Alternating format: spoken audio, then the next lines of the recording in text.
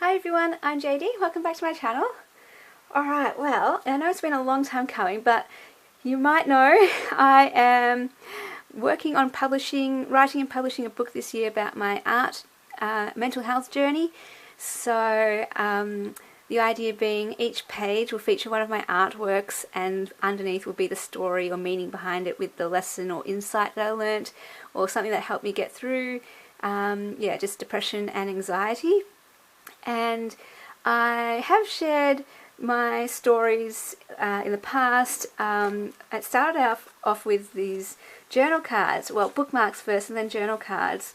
And I just shared the stories about these. I've got packs in my Etsy. I think I've got 6 packs with 10 cards to a pack. And some have a mental health theme, some are a faith themed, some are just generic themed. But just got such an amazing response from that. So many people saying, how they connected with that story and they really need to hear that. And some people even have printed off my journal cards, bought my journal card packs, and they're writing the stories themselves about the cards. They're going back to my videos and listening to them and writing the stories down and making a journal just with my art packs. And these same people have said to me, you really need to publish a book about it. So I've always been planning to anyway, but with just so many people connecting with these stories, I thought, well, now's the time, this year. So this year my goal is to write and publish that book. And I have finally decided, well, I work best with deadlines, right? So, and I'm an all or nothing person. I'm not a person who can really work for an hour a day on something. If I have a project, I work 10 hours a day on it. So instead of working, for example, on a book, I won't work on it for a month for an hour a day. I will work on it for a week for 10 hours a day. So the Easter break is coming up and I get a week off from work with that. So what I've decided is I'm going to dedicate that 1 week to writing this book, to completing a whole finished first draft. And yeah, so that is my aim, and I thought I would, along with this week, to help me with that, get me in the zone of this, I will share my artworks. Hopefully 1 video a day.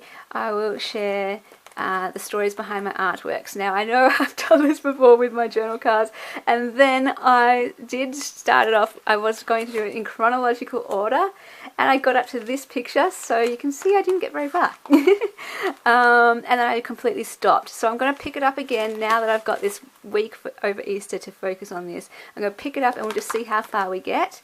And yeah, like I said, it's in chronological order, the order that I drew them. Not necessarily the order that I went through these experiences, but the order that I drew them in. And not all of them are mental health themed, some are just life themed, but we'll go through it. So this is also a video, I suppose, launching my book team, or that book project. I've got 5 people already on the book team, and I'm looking for 5 more at least. So basically you don't need any qualifications in writing or editing at all. It's more just for people who really believe in this book, in this project, in mental health awareness, in talking about mental health issues and helping people struggling with mental health. If you've gone through mental health issues in the past or in the present, that's probably ideal. That's the kind of person I'm looking for, because then I'll know if the book is going to connect with people in general who are going through these things.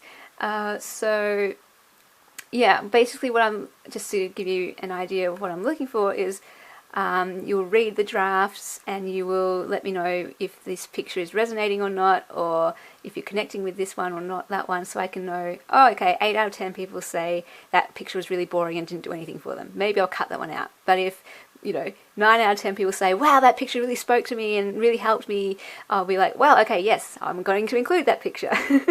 And just help with the order of the drawings and the stories. That's one big area I would really love help with. Help with choosing the title of the book, the cover image for the book, the design, even just preferences, like what speaks to you most. Do you like that design better? Do you like that one better?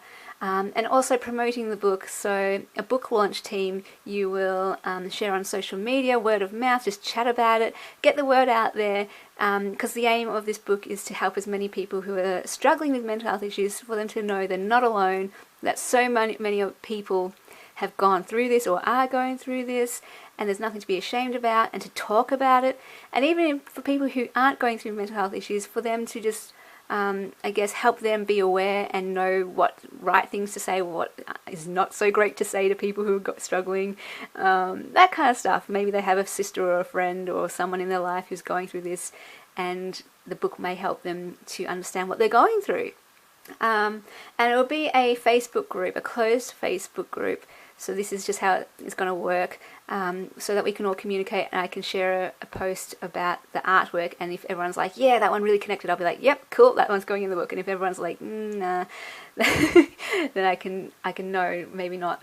And it's going to be closed as well, because if people want to share how the artwork spoke to them, then I'm hoping, this is a safe community for people who have gone through these issues, to encourage each other and say, yeah, me too, or okay, I've been there too, and I understand. And people can share as many stories as they want and connect that way through mental health. And who knows, maybe I'll make it a bigger group and it won't just be a book launch team, more people can join. I don't really know, I'm playing this by ear, as you can see, but if people want to be part of this kind of mental health awareness little project thing and would like to be part of this community, like, I don't know if it's going to be helpful, whatever's going to be most helpful to people who are struggling. I just feel very convicted, I suppose, about this whole area. I went through mental health issues, depression, anxiety in 2015 and 16, and I had no idea that sharing that journey would connect with people so much. But it has just connected with so many people in such a big way that I feel like this is something I am called to do, to share this book, to talk about artworks like this, to express, what you're going through. So, I don't know, we'll just see what happens. Who knows what will happen.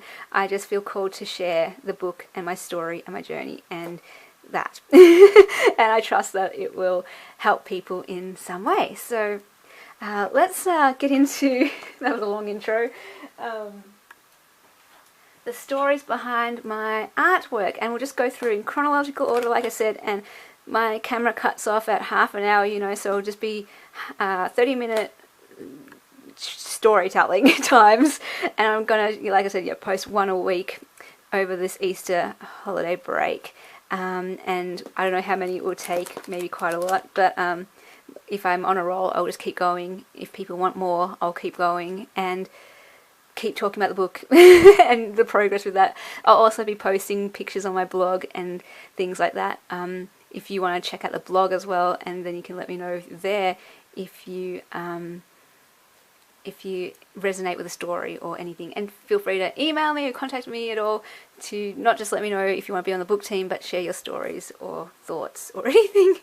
Alright, so this one, I change the titles all the time, but I think this one was called I Don't Know Anything, and it's they all have subtitles too. So I Don't Know Anything, hang on. And the subtitle is, I'm just reading it off my notes, your fancy titles don't mean anything to me, so why do they make me feel so small? Alright, so yeah, just reading my notes here. When I drew this, again, like, it feels kind of weird because when I drew this one was in 2014, I was in a very different place then than I am now, so it kind of feels like a bit of a disconnect to put myself back in this place, just because there's been a lot of growth and things, but to capture what I was going through then, that's my aim. So what was going on here? Sometimes it felt like people were showing off their titles, like, I'm beautiful, I'm married, I've traveled the world, I have a full-time job, I do this, I do that, I have a family, I have a house. And I was looking around at all that, and it's the whole comparison thing, right? And it's like, I just could feel less than, I could feel so small, and I could feel like society wants me to be like them, to have all these things that they have and do all these things that they do. And in the end, though, just don't want to be defined by my titles. Like, I could have, like, I do have a car, I have a job, I have a uni degree, you know, I live in a first world country with money and shelter and food and everything, but I don't want that, all this, like, clothing that I wear and stuff, to be a marker of my worth and identity. And so it's not like, look at me, I'm so great because I have a degree or whatever. And same thing as like, oh, well, look at you, you have, you've traveled the world and you've done all these things and you have a house and a family and a full-time job or whatever and kids and and I could be like, oh, well, that means I'm nothing then. But at the same time, oh, but I am someone because of this. It's like, no, just forget all the titles. That doesn't make us who we are. And forget all of those and the pressure and the expectations to have titles like this, and to just remember, you know, it's not about titles, it's about who we are. We're just worthy and we have our identity not because of these things, but based on who we are. So for me, as a Christian, as children of God, as being created by the amazing creator, that's where we get our worth and that's where we get our identity. It's not from all of this stuff, which the comparison game can make you, well, made me get depressed, made me feel anxious. So when you take that out, that's one thing that definitely helps. So no comparing, of course, definitely. This one's called Embrace Your Shape, or I Don't Fit Anywhere. And this came about at a time in my life where I was looking around comparing myself. And I would see this person doing such great things in this area, or this person doing great things in this area, like whatever it was. This one's a musician, this one's a singer, this one is working in a government job, this one is a zoologist or whatever. And I could look at them and go, wow, they all know who they are and where they belong, and they're doing what they do and they belong there, and everyone else can see that. Everyone goes, you are in a band and you are good at singing and that makes you someone and you fit and you belong. And then I would look at me and go, man, I am just like this ugly, jagged freak of a piece that doesn't fit anywhere. And I would try desperately to mold myself into a square, into a diamond, into a circle, into a triangle, because I wanted to fit and belong and be like everyone else. And then this was just the insight that I got from this particular moment in my life was embrace your shape, you know, like I'm embracing my jagged edges and loving my jagged edges, because that means I can fit into a triangle when it's appropriate to fit into a triangle. I can fit into a rectangle when it's appropriate to fit into a rectangle. I'm not just locked into I'm a square and I fit here and this is all I am. No, we are so multifaceted. We have so many pieces to us, and for different times of our lives we may fit in different areas, but who we are as a shape, just embrace whatever shape you are. You don't need to do what everyone else is doing. Just be your own shape. So that is that one. This one is called I Don't Feel Safe with Anyone, and it's actually like a bit of a scary, vulnerable, like they're all vulnerable to share, but this one in particular is quite scary to share because you're being extremely vulnerable. But I feel like, again, the most vulnerable parts of ourselves, stories that we share, are the ones that connect most with people. So I'm learning to, you know, get better at just being vulnerable. So this one was all about how, yeah, it didn't feel safe to share things with people necessarily, because I felt like they would either not understand or judge me for it, or think there was something wrong with me, or try to fix me, or what it felt like was they would tear me to shreds with swords and scissors, and they would just cut me up and they would stab me with a broken bottle. You know, it's all very metaphorical. That's what art for me is. It's very symbolic to describe what I'm going through in a metaphorical sense. And yeah, it just felt like if I tried to share anything with someone, it would cut me up and it would, you know, hurt. And this idea of how my notebook, my journal, was my sanctuary. It's my safe place, because it's the place that I can share anything and know that I'm not going to get cut up. My journal will just listen, it will be there. The journal is like a best friend to me, because it's always there for you. You can talk as much as you want and it will just listen. It won't make you feel bad for having that thought, or for saying that thing, or for saying too much. And it won't judge you. And so this was just an ode to the journal, I suppose, and having a safe place to express yourself. I think that's really important, and maybe it's through drawing, maybe it's through dancing or singing or songwriting, talking to a friend, or whatever it is. I think everyone needs some sort of outlet to fully express themselves freely. Okay, this one I've actually already shared in one of my journal card videos. So did I mention I've got a playlist about that? I created a playlist, so if you want to go back and see all the stories I've shared about my artworks, you can go there. So I'm going to leave that one for that video, but quick version. I was in a place where I was just like, I don't know what's going on. I'm a bit of a control freak. I like everything planned out, and I had no plans for the first time in my life. I was like, what the heck? This is so confusing. This is scary.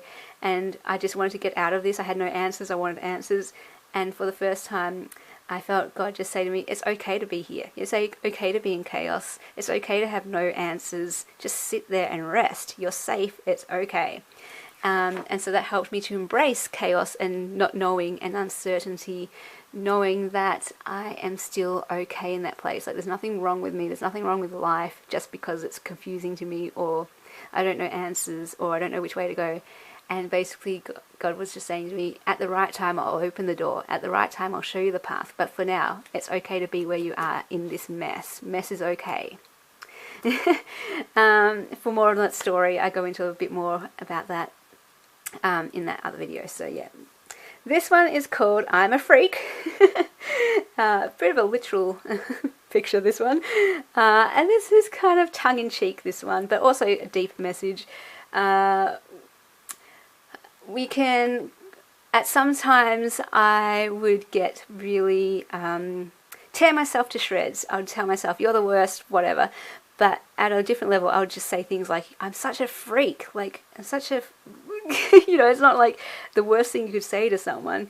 But the way I was saying it to myself was in the negative sense. So on one hand, I like being freak, because I like the fact that we're all different, we're all unique. And the fact we don't necessarily understand each other isn't a reason to judge each other or think that someone is a freak. That's just something different, and it's okay, and we embrace that and love it. But at this time in life, I wasn't thinking of myself as a freak in that nice way. I was thinking of myself as more of like a, oh my gosh, you horrible person, you are such a freak, you don't fit in, no one likes you, that kind of stuff. And so this was just a reminder to myself, you know, it's not about not being a freak. It's about embracing your differences and who you are, and your uniqueness, and knowing even though people might not get it, it's to still embrace it. And you know, it was about the correct response to freakishness. It's not to say, no, you're not a freak, because we all have some freakish elements in the good way, we're all different. The correct response isn't, haha, you're a freak, and joke and tease them and ridicule them. No, that's not the right response either. The right response is, hey, so am I. We both have differences. How cool is that? We have freaky things about us, and that's awesome. Or the other correct response is, I like your freakishness. Like, yes, you are such a different person, or you are unique in this area, but I love that about you. So just, yeah, embrace the freak. I've also shared this one. This is a little drawing. Very detailed. This was actually done with pen, blue fine liner. This one's called Safe in a Storm. I shared this in one of my art packs, so just check out the video for more info. But the quick version, again, it's just about being safe in a storm, which is the title of this. How we don't need to pass through the storm. We can sit right in the storm and still know we're okay, we're safe. We don't have to be frantic and rushing around trying to get out of the storm and fighting it, because that will just lead to, you know, frustration. So just sitting there at peace, knowing you are safe in the heart of God. All right. Oh, sorry, knocked you. All right. This one is called, what's it called? In Every Season. It's actually a very specific story. Some are birthed out of very specific stories, but they apply it in general to other things, whereas others are already just a general story. But basically, this one was about a revelation I got about the story about in the Bible about the vine, and how when we're connected to the vine, to Jesus, and to each other, this is kind of like a key to flourishing, because these 4 words God spoke to me about that connected us and would help us thrive and flourish as we're connected to Him and each other is unity. So being united to Christ, being united to each other in Christ. If we do that and love each other, love God, love ourselves, love each other, then if we do those things, we'll naturally produce fruit in our lives, and we'll naturally see growth in our lives. In every season, whether it's summer, winter, spring, or autumn. Oh wait, autumn, winter, spring, summer. That's what these colours represent. So even in the winter, if we're united to each other and God, and if we love each other, even in our winters, we're going to see fruit and growth, that kind of thing. Alright, this one is called Self-Portrait. And it kind of tells you a bit about me right there already. This is my version of a self-portrait. I'm a very organized, structured, I love categories, I love definitions, I love boundaries. That's what kind of person I am. I love favorites, I love definites. That's why some people are people who can't stand it when you ask what's your favorite, because they can't choose. Whereas I'm like, no, I choose very detailed, to the little detail. And favorites for me enhances my pleasure in something if I can get to that level of detail, and I rank things, and it's like I've got this whole system. So that's me. And that's what this represents. So all these boxes and everything, and it's a nice, neat little box. And yet at the same time you can see it's very creative. So we've got all the colours, and we've got different things represented. So this is my detailed nature, and this is my calm, cool, calm, collected part of my nature. This is my kind of ditzy, crazy part of my nature. This is my happy, cheery part of my nature. This is my brooding, serious part of my nature. You know, it's all parts of me. It's all facets of me. And I used to get really restless and confused about this, because I thought, am I a hypocrite that I have these sunny, happy moments, but yet I'm also very serious and brooding? Like, how do these two connect or reconcile with each other? And I've just come to a point where I'm like, it's all me. It's all part of me, and it's all okay to have these different parts of me. So there's this structured part of me, and here again there's a lot of structured part of me, you know, all this kind of stuff. But then there's also meaningful stuff. So meaning is a big part of me. So things I love. So I love dogs. I love asking questions all the time. I love writing. I love the number 15, my favourite number. My name means grace and hope. I love jewels and sparkles. I'm an ISTJ, although now, since my depression and anxiety journey, my Myers-Briggs personality has changed to INFJ a little bit. So I'm a bit of a crossover between the two as I've grown in my personality and developed more. Maybe I'll get into a video about MBTI later, because that is a huge love of mine. I'm a big advocate for that because it's so helpful in my life. My middle name means wanted. Did I say that? My first name means grace and hope. All different memories, all different words that mean something to me. Dream. Silk is my favourite book character. I love music. I love reading. Star is my favourite shape. All this kind of stuff.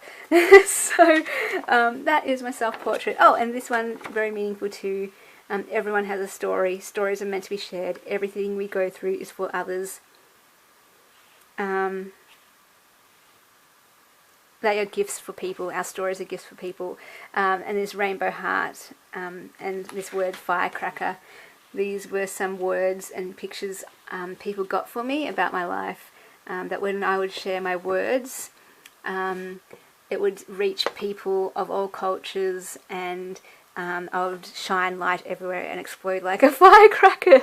And that was way back before I even knew I wanted to really be a writer.